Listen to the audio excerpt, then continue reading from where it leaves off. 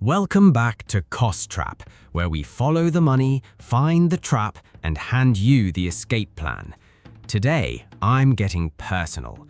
I'm showing you actual bank statements, actual emails, and actual proof of how a so-called cancelled subscription drained $847 from my account over 16 months. This isn't theory. This happened to me. And it could be happening to you right now. This is Cost Trap. January 2023, I signed up for a fitness app, 30-day free trial. I set a phone reminder to cancel. Day 29, I opened the app, I went to settings, I tapped cancel subscription. I got this screen. Are you sure? You'll lose access to premium workouts, meal plans, and progress tracking. Classic guilt trip. I tapped yes, cancel anyway. Then this.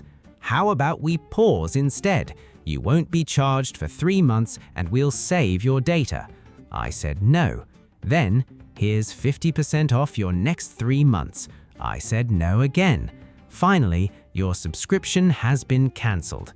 Confirmation email received. Done, right? Wrong. Here's what I didn't know. The app subscription was managed through the App Store, but the app's own cancel button, it only canceled the app's internal billing, not the App Store subscription. So the App Store kept charging me every month for 16 months. They built a fake cancel button.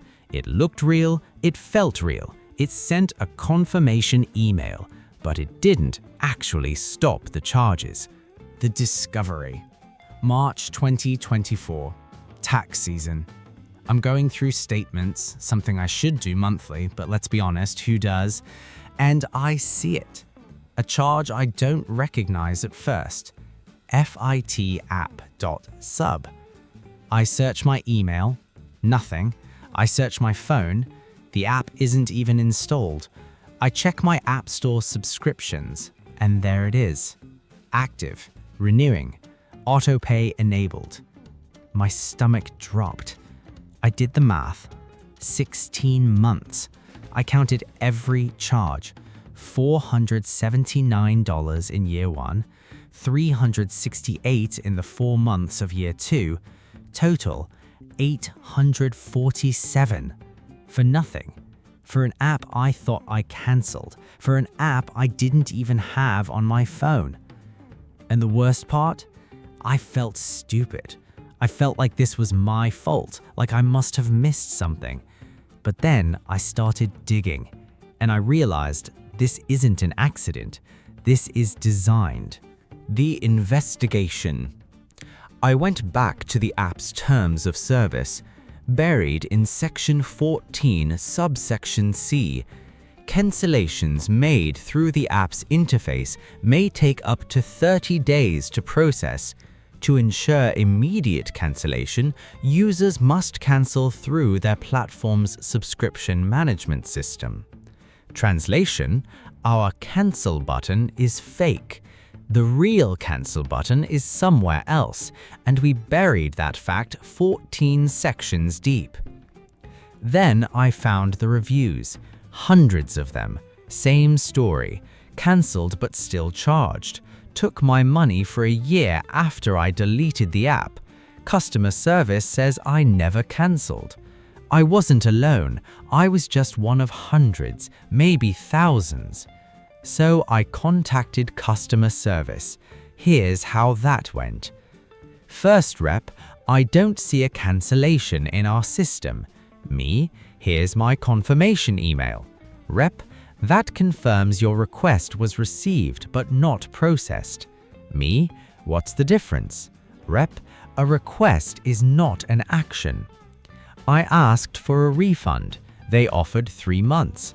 I asked for a supervisor. They offered 6 months. I mentioned consumer protection laws and small claims court. They escalated. Supervisor, we can refund 9 months as a goodwill gesture.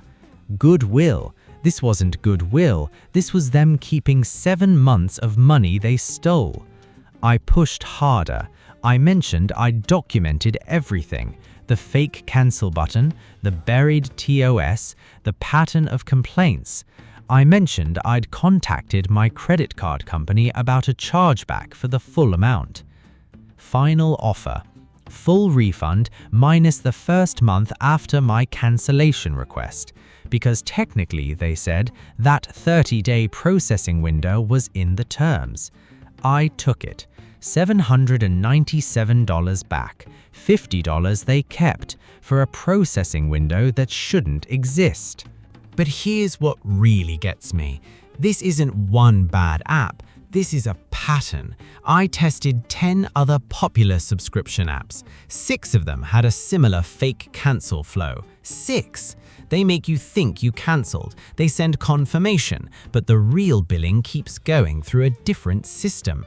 Fitness apps, language apps, meditation apps, photo editing apps. The playbook is the same. Guilt trip, pause offer, discount offer, fake confirmation. Buried in the terms, must cancel through platform. They know most people won't read that far. They know most people won't fight for a refund. They know most people will just feel stupid and move on.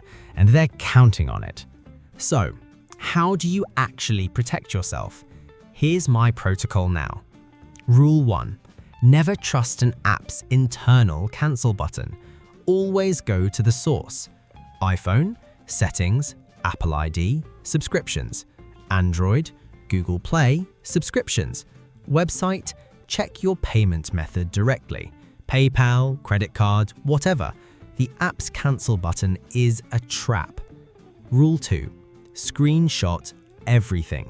The cancel button, the confirmation screen, the confirmation email. If they charge you later, you have proof. Rule 3. Check your statements monthly. Not yearly, monthly. Set a calendar reminder, 15 minutes. It could save you hundreds. Rule 4. Use virtual credit cards for subscriptions.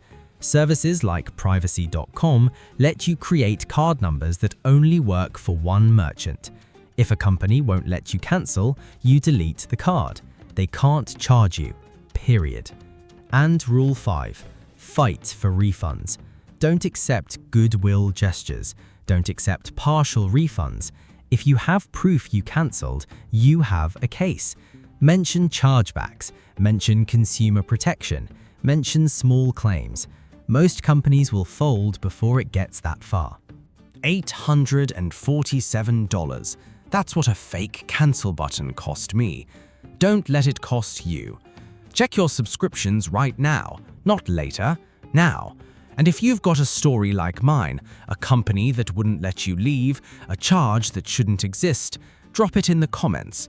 I read every single one, and your story might be the next investigation.